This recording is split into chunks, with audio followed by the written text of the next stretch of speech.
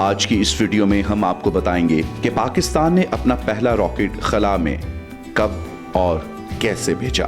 सन 60 की दहाई में पाकिस्तान इन अव्वलीन ममालिक में से था जिन्होंने खिला में रॉकेट भेजा था। दरअसल जब अमेरिका अपोलो प्रोग्राम के तहत चांद पर लैंड करने का प्लान बना रहा था तो उस दौरान उनके पास जमीन के बकिया हिस्सों की फजा के मुतालिक तो डाटा मौजूद था, लेकिन जनूबी एशियाई खित्ते के मुतालिक ज्यादा डाटा मौजूद नहीं था, जिस वजह से अमेरिका ने जनूबी एशियाई ममालिक को ऑफर की थी कि आप में से जो मुल्क खिला में रॉकेट भेजना चाहते हैं, अमेरिका इसकी टेक्नोलॉजी में मुआवनत करेगा, लेकिन उसके बदले आपने उस रॉकेट से मिलने वाला तमाम डाटा हमसे शेयर करना है। पाकिस्तान ने हामी भरी।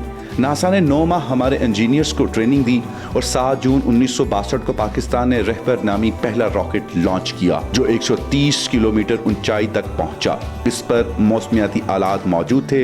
इसका डाटा बाद नासा ने चांद पर भेजे जाने वाले मिशंस में इस्तेमाल भी किया।